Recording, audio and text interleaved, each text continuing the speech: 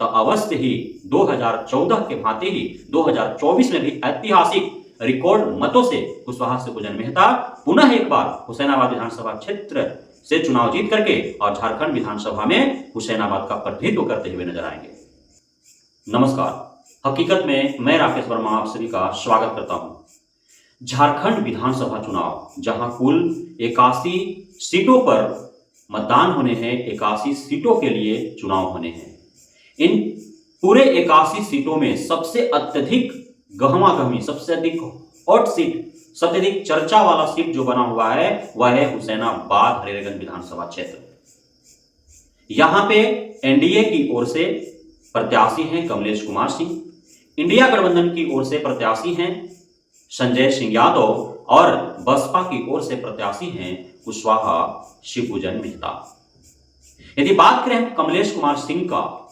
तो कमलेश कुमार सिंह जिस पार्टी से हैं उस पार्टी भाजपा का हुसैनाबाद क्षेत्र में 3 फाड़ हो चुका है, 3 भागों में बढ़ चुका है और भाजपा के कार्यकर्ता अधिकांशतः कमलेश सिंह को छोड़ करके 2 निर्दलीय प्रत्याशियों के साथ उनको जिताने की कवायद चालू कर दिया है। पूरी जोर शोर से उन दोनों प्रत्याशियों को जिताने में अपना पूरा दमखम लगा रहे हैं, पूरा अपना समय उन्हीं के पीछे लगा रहे हैं, पूरा जोश और जुनून हर्षोल्लास के साथ उनके कंधों से कंधे मिलाकर के पूरे क्षेत्र भ्रमण कर रहे हैं। कमलेश कुमार सिंह जैसे ही भाजपा ज्वाइन करते हैं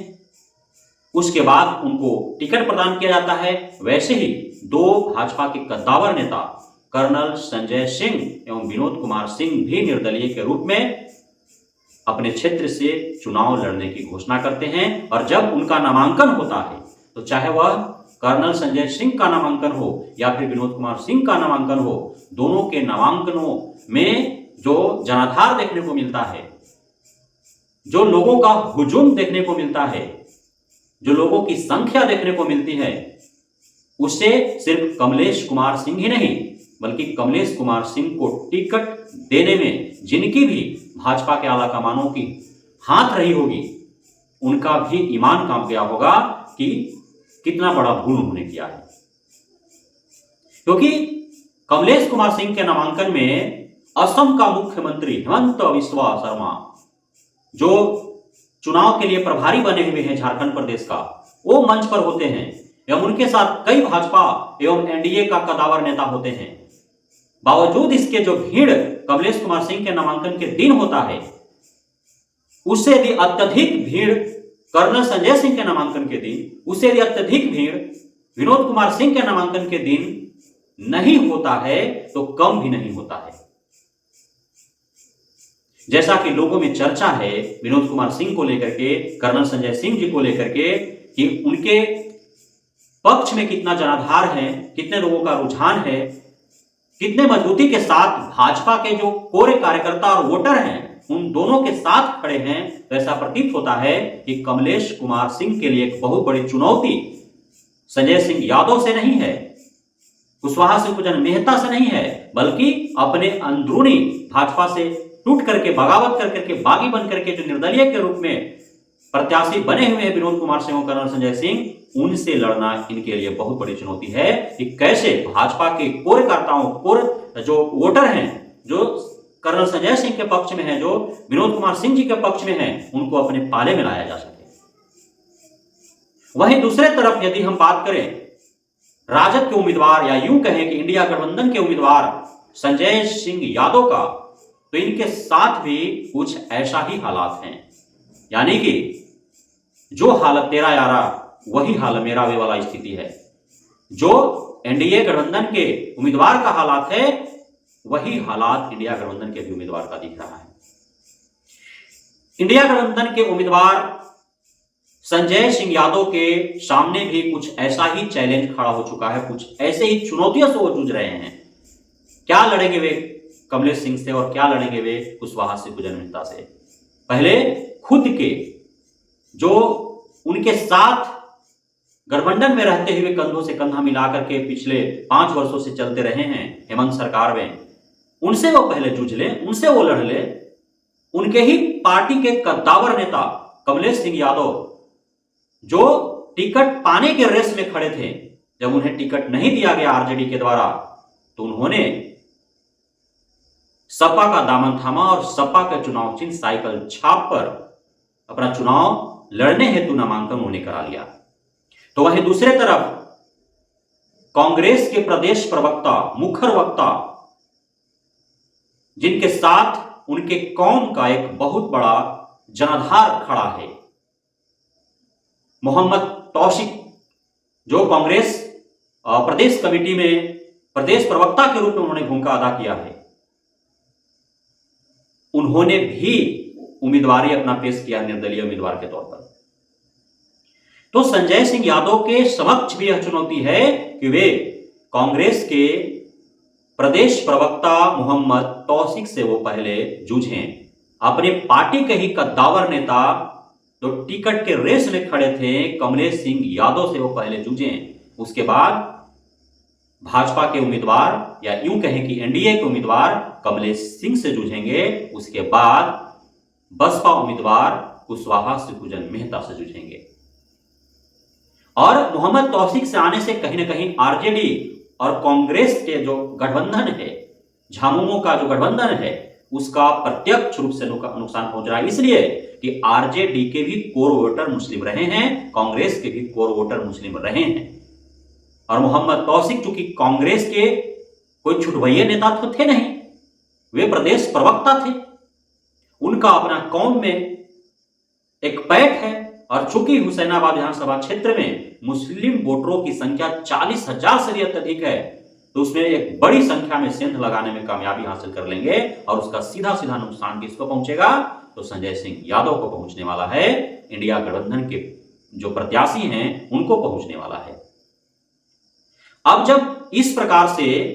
इंडिया भी बढ़ चुका है, एनडीए भी बढ़ चुका है, और दोनों अपने ही अपने में वो जूझ रहे हैं, अपने आप से लड़ रहे हैं, तो इसमें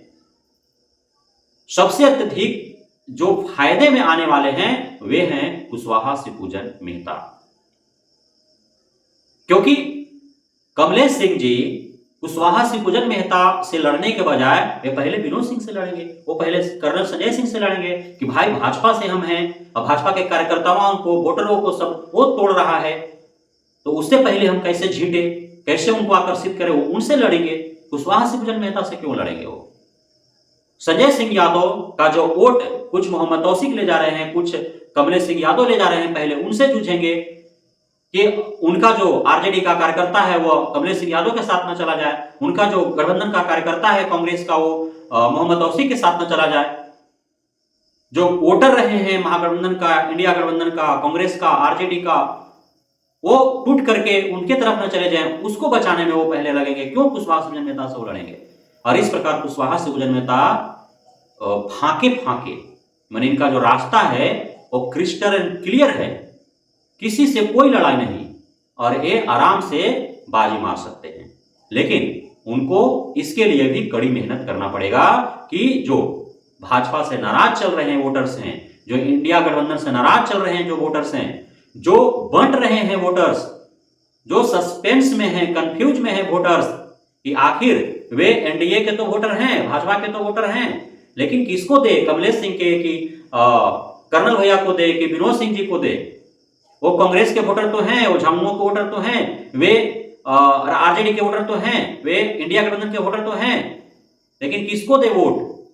वो संजय सिंह यादव को दे कि कमलेश सिंह यादव को दे कि मोहम्मद तौसिक को दे? और वो जो वोटर हैं जिनको पता ही नहीं है कि किसको वोट करें, उन वोटरों को कैसे जो है रिझा पाएंगे कुशवाहा शिवपूजन मेहता, इसकी रणनीति इनको तय करना होगा। और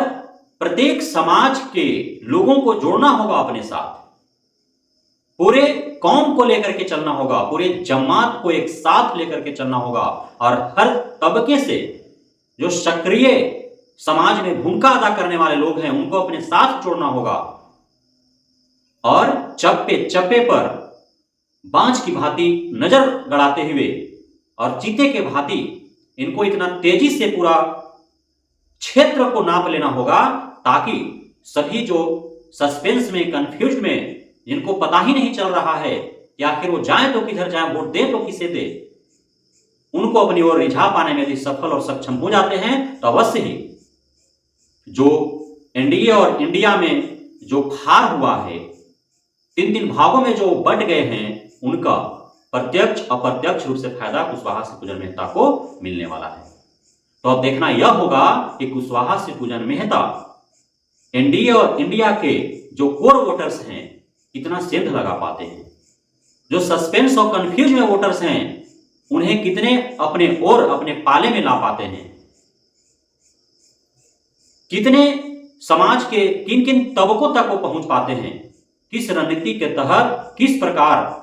बाज के भांति नजर गड़ाते हुए, नजर रखते हुए और चीते के भांति तेज चाल चलते हुए और बेहद शीघ्रता से कम समय में पूरे क्षेत्र के जनता को अपने ओर अपने पाले में किस प्रकार कर लेते हैं, यह कुशवाहा सिंह पूजन मेहता के ऊपर निर्भर है। और यदि इसका यह फायदा उठाने में सफल हो जाते हैं तो अवश्य ही 2014 के भांति ही 2024 में भी ऐतिहासिक रिकॉर्ड मतों से कुशवाहा सिंह पूजन मेहता पुनः एक बार हुसैनाबाद विधानसभा क्षेत्र से चुनाव जीत करके और झारखंड विधानसभा में हुसैनाबाद का प्रतिनिधित्व करते हुए नजर आएंगे।